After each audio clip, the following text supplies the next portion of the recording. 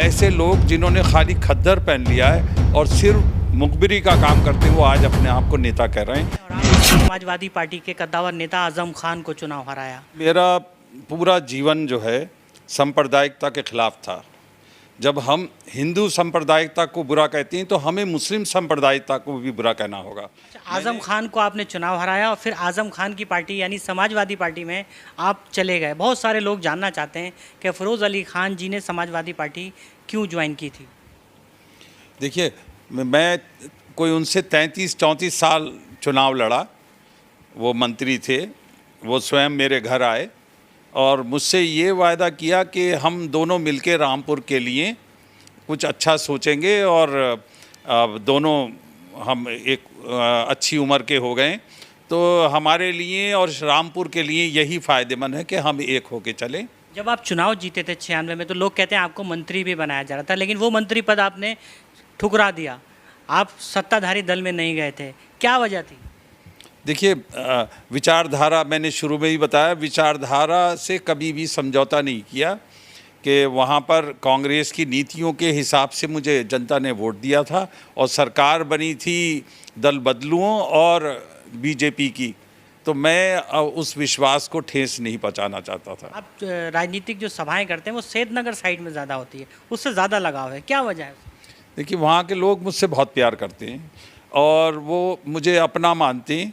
हर घर का बच्चा हो या बुज़ुर्ग हो या माँ बहन हो, मैंने अपने कार्यकाल में उनको हर घर हर गांव को मान सम्मान दिया और विकास इतना कराया, जबकि मेरी ना कोई सरकार थी कि लोग आज भी याद करते हैं कि अफरोज़ खां के ज़माने में जितना विद्युतीकरण हुआ और सड़कें बनी सैदनगर चमरवा में, जी, शायद किसी दौर में नहीं बनी। वर्तमान जो स्थिति है शहर की, उसको लेकर क्या कहेंगे? वर्तमान स्थिति तो राजनीतिक तौर पे भी दयनीय है और विकास के में भी दयनीय है और मेरी तो अल्लाह से यही दुआ है कि पता नहीं रामपुर पर किसकी ये बुरी नज़र पड़ गई जो आज तक रामपुर में नेतृत्वहीन हो गया रामपुर। इस वक्त हमारे साथ कांग्रेस के पूर्व विधायक अफरोज़ अली खान मौजूद हैं, सीधे बात करेंगे। कांग्रेस पार्टी का अभियान चल रहा है, संगठन सृजन, इसको लेकर क्या कहेंगे?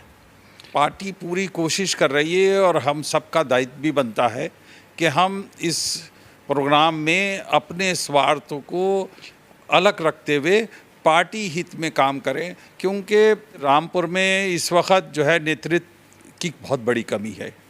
नेतृत्व तो है ही नहीं इस वक्त और मैं ये समझता हूँ ऐसे लोग जिन्होंने खाली खद्दर पहन लिया है और सिर्फ मुखबिरी का काम करते हैं, वो आज अपने आप को नेता कह रहे हैं। ये इस रामपुर का दुर्भाग्य है। कांग्रेस का आप बड़ा चेहरा हैं और आपने समाजवादी पार्टी के कद्दावर नेता आजम खान को चुनाव हराया। उस समय की राजनीति में बहुत बड़ी बात थी आजम खान को चुनाव हराना, क्या कहेंगे? देखिए, मेरा पूरा जीवन जो है सांप्रदायिकता के खिलाफ था। जब हम हिंदू सांप्रदायिकता को बुरा कहते हैं तो हमें मुस्लिम सांप्रदायिकता को भी बुरा कहना होगा। मैंने उस सांप्रदायिकता के खिलाफ शुरू में जो मैंने लड़ाई लड़ी वो आज तक लड़ा हूँ और उसी के ख़िलाफ़ हमारी लड़ाई में मैं उनसे इलेक्शन भी जीता था। अच्छा, आजम खान को आपने चुनाव हराया और फिर आजम खान की पार्टी यानी समाजवादी पार्टी में आप चले गए। बहुत सारे लोग जानना चाहते हैं कि फ़िरोज़ अली खान जी ने समाजवादी पार्टी क्यों ज्वाइन की थी। देखिए, मैं कोई उनसे 33-34 साल चुनाव लड़ा। वो मंत्री थे, वो स्वयं मेरे घर आए और मुझसे ये वायदा किया कि हम दोनों मिलके रामपुर के लिए कुछ अच्छा सोचेंगे और दोनों हम एक अच्छी उम्र के हो गए तो हमारे लिए और रामपुर के लिए यही फ़ायदेमंद है कि हम एक होके चलें, जो कि हमने उनका ईमानदारी और दयानतदारी से साथ भी दिया। मगर जब हमने फ़र्क देखा हम अपने घर वापस आ गए। जब आप चुनाव जीते थे 96 में तो लोग कहते हैं आपको मंत्री भी बनाया जा रहा था, लेकिन वो मंत्री पद आपने ठुकरा दिया। आप सत्ताधारी दल में नहीं गए थे, क्या वजह थी?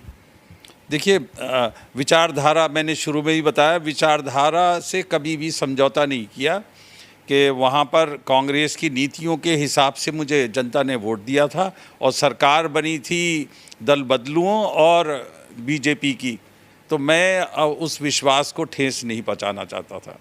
अच्छा, 2027 का चुनाव करीब है, शहर से आप विधायक रहे थे, अब हम देखते हैं कि अभी भी आप राजनीतिक जो सभाएं करते हैं वो सैदनगर साइड में ज़्यादा होती है, उससे ज़्यादा लगाव है, क्या वजह है?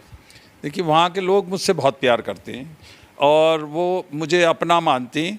हर घर का बच्चा हो या बुज़ुर्ग हो या माँ बहन हो, मैंने अपने कार्यकाल में उनको हर घर हर गांव को मान सम्मान दिया और विकास इतना कराया, जबकि मेरी ना कोई सरकार थी, कि लोग आज भी याद करते हैं कि अफरोज़ खां के ज़माने में जितना विद्युतीकरण हुआ और सड़कें बनी, सैदनगर चमरवा में जी शायद किसी दौर में नहीं बनी। आने वाले समय में क्या सैदनगर चमरवा विधानसभा में एक विकल्प के तौर पर अफरोज़ अली खान जाएंगे? देखिए मैं तो कुछ नहीं कह सकता, ये तो पार्टी नेतृत्व तय करेगा या वहाँ की जनता तय करेगी और उसी पर ये निर्भर है। आपका परिवार राजनीतिक परिवार है, वालिद आपके चेयरमैन रहे हैं, पत्नी आपकी नगर पालिका चेयरमैन रही हैं। वर्तमान जो स्थिति है शहर की, उसको लेकर क्या कहेंगे? वर्तमान स्थिति तो राजनीतिक तौर पे भी दयनीय है और विकास के में भी दयनीय है। और मेरी तो अल्लाह से यही दुआ है कि पता नहीं रामपुर पर किसकी ये बुरी नज़र पड़ गई, जो आज तक रामपुर में नेतृत्वहीन हो गया रामपुर। सारे लोग कहते हैं कि आपके जो वालिद की चेयरमैनी है, पत्नी की चेयरमैनी है, लोग याद करते हैं उसको लेकर। देखिए मेरे वालिद ने अपनी चेयरमैनी के दौर में लोगों को सैकड़ों लोगों को नौकरियां दी, रोज़गार से जोड़ा।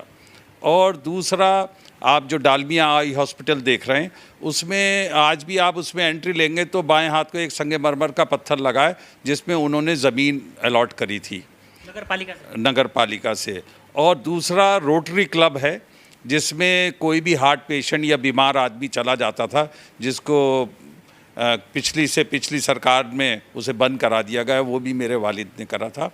और नेहरू गर्ल्स इंटर कॉलेज को भी की स्थापना मेरे वालिद ने की थी। और रेशमा भी वो जो पार्क बना दिया गया है, उसको गरीब बच्चियों को डिग्री कॉलेज में कम पैसे पे दाखिले के लिए डिग्री कॉलेज बनाने का भी प्रस्ताव हमने सरकार को भेजा था, मगर दुर्भाग्यवश वो दोबारा हम चेयरमैन नहीं बन पाए, जो वो आज पार्क में तब्दील कर दिया गया। तो ऐसी बहुत से शहर में। और फिर सबसे बड़ी बात ये थी कि रामपुर में हमने किसी को उजाड़ा नहीं बल्कि बसाया, और जिसका उदाहरण ये है कि कोई उंगली नहीं उठा सकता कि हमारे दौर में किसी का खोखा भी टूटा हो। अच्छा, जिस समय में चेयरमैनी रही, संसाधनों के मुकाबले में नगर पालिका कैसी थी और अब के संसाधन फ़र्क कहाँ आ रहा है विकास का? देखिए संसाधन तो पहले थे ही नहीं, अब तो बहुत संसाधन है, मगर हमने संसाधन नगर पालिका की कोई 1 इंच ज़मीन नहीं बेची, मगर उसे प्रोडक्टिव बनाया।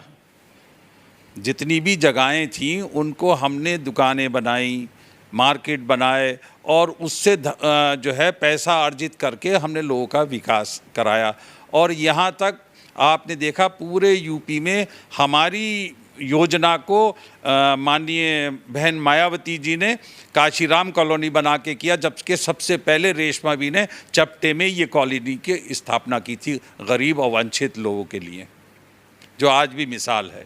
वाइट टी शर्ट, बड़ी दाढ़ी, हज़ारों किलोमीटर की पद यात्रा राहुल गांधी ने की, युवाओं को ख़ास तौर पर प्रेरणा दी है, राजनीति के एक नया ढंग सिखाया है। राहुल गांधी के बारे में क्या कहें?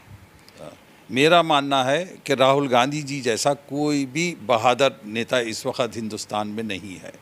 मोदी जी भी नहीं?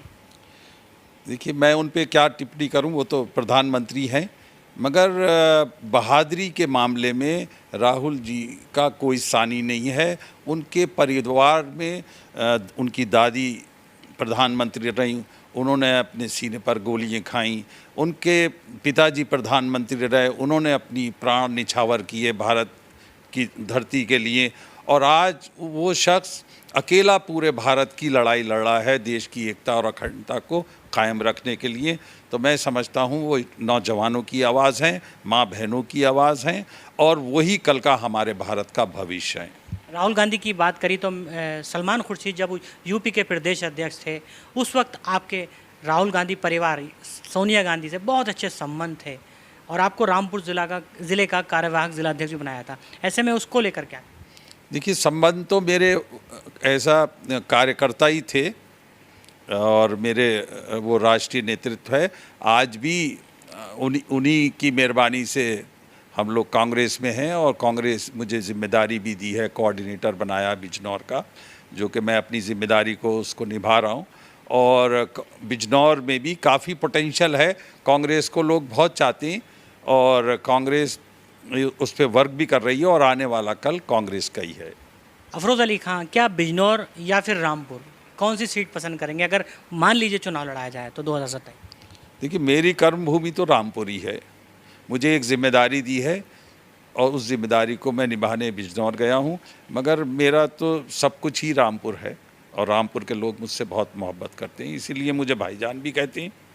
5 विधान नहीं कहते हैं, मुझे भाईजान ही कहते हैं। इसीलिए 5 विधानसभा हैं, एक तो सुरक्षित है, बाकी बची हुई 4 विधानसभाओं में से कुछ थोड़े पत्ते खोलें।